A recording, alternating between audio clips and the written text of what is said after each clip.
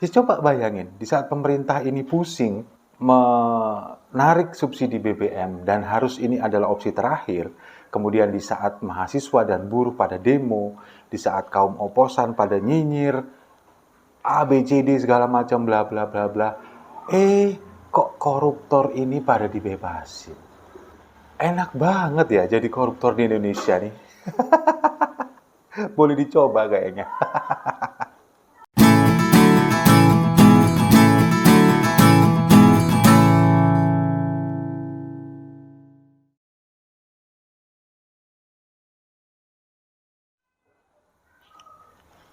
Salam damai untuk Indonesia. Berjumpa lagi bersama saya, Papa Dimas. Info kali ini datangnya bikin saya geram. Kenapa?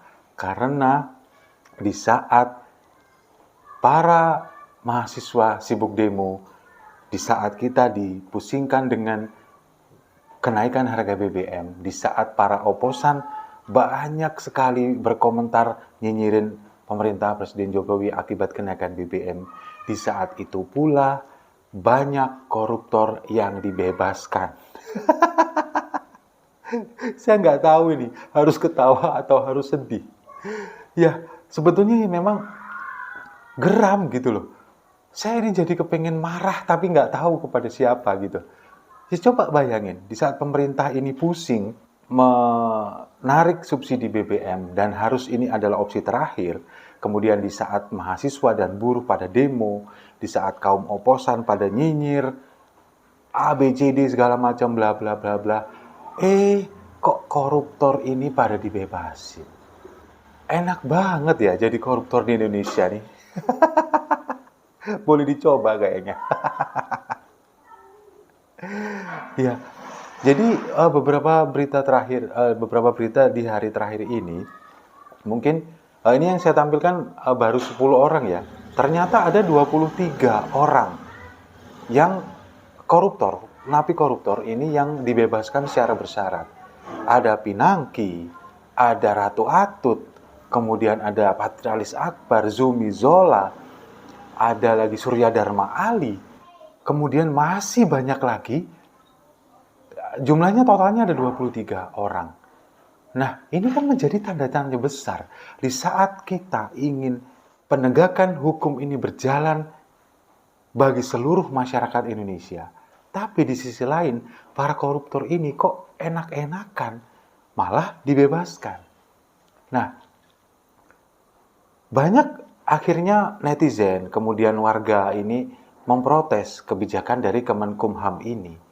Nah, ternyata di balik banyak hujatan dari warga masyarakat ini kepada Kemenkumham, Yasona Lauli, menterinya dari PDIP juga, ini justru malah dibela oleh Bambang Wuryanto, Bambang Pacul, dibela, katanya sudah sesuai aturan. Apa yang dilakukan oleh Kemenkumham ini sudah sesuai aturan, ada aturannya. Nah, kalau memang seperti ini, yang salah siapa? Yang salah ya aturannya. Itu yang harus dirubah. Kenapa kok ini bisa ada? Meskipun secara hak para terpidana ini memang semuanya sama, punya hak yang sama.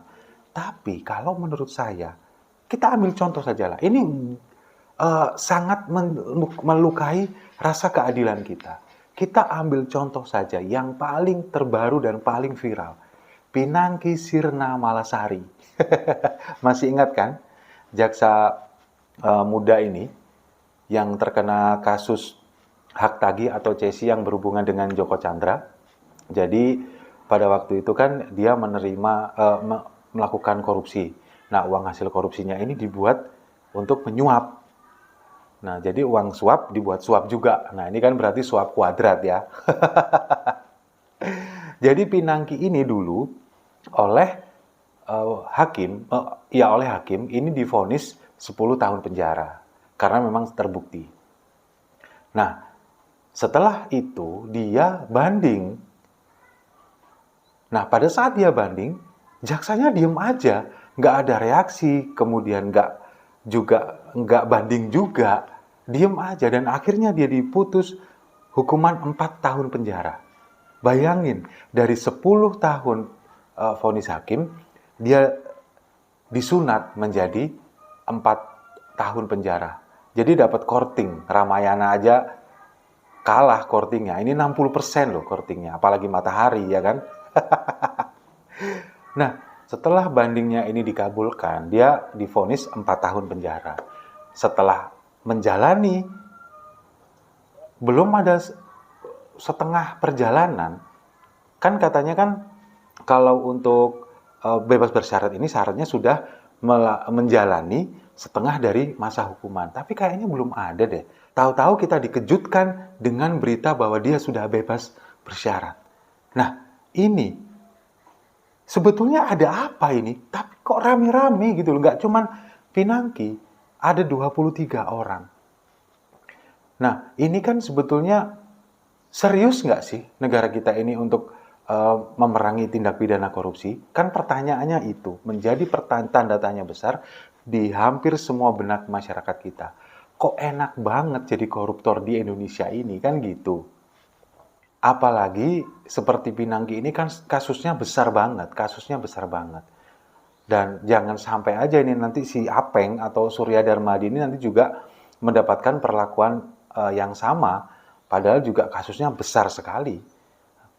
Negara dirugikan ada sekitar hampir 80 triliun rupiah. Nah, kemudian kalau menurut saya, ini memang ada aturannya. Dan aturan itulah yang akhirnya dimanfaatkan oleh para koruptor ini. Karena apa? Karena para koruptor ini sebetulnya mereka ini nggak takut di penjara. Coba lihat seperti Setia Novanto, Gayus Tambunan. Mereka di penjara tapi mendapatkan sel mewah.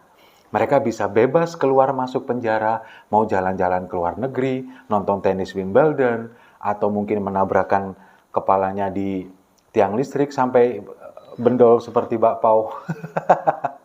Bebas.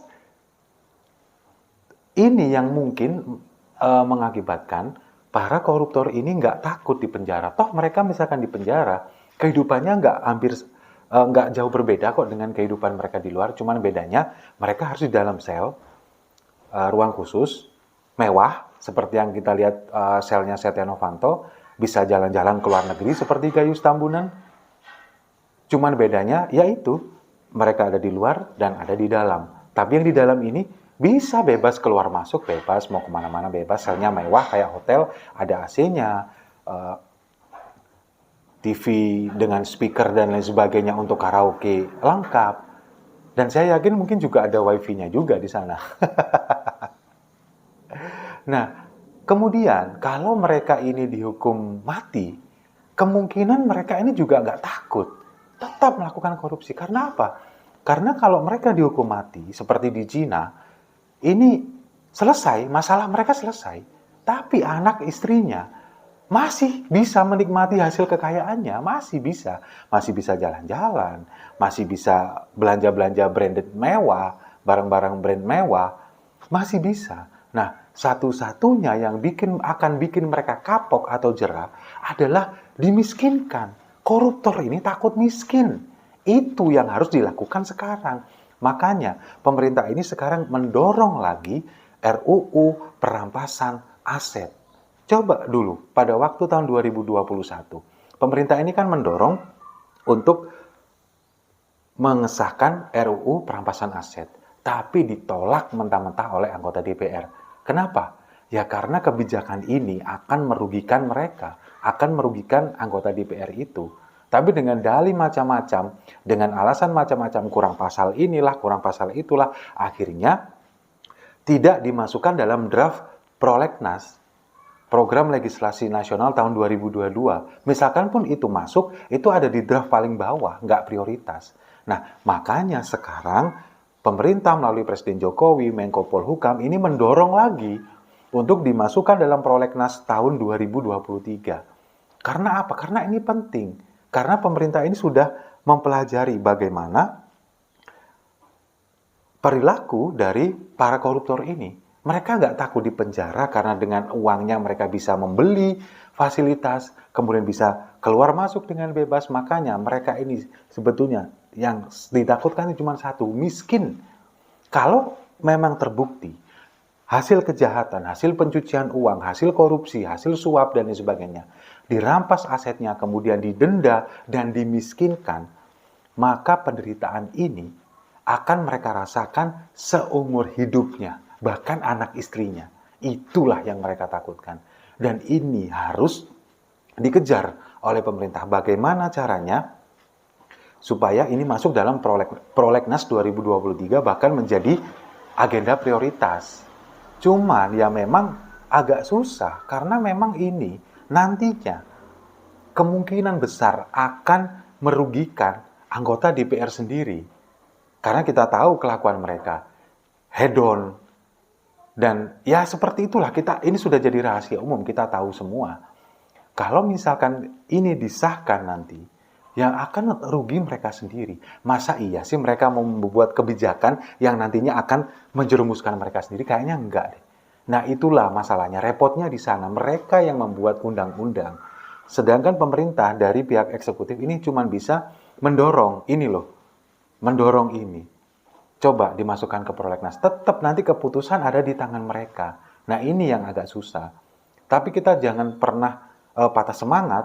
Kita jangan pernah kendor, kita dorong terus pemerintah untuk mengajukan ini, RUU perampasan aset, miskinkan para koruptor. Itu yang harus kita lakukan. Karena apa? Karena koruptor nggak takut dipenjara, koruptor nggak takut mati. Mereka cuma takut miskin. Setuju ya? Kalau setuju, mari kita minum kopinya sama-sama sambil mendoakan semoga para koruptor jadi miskin semua.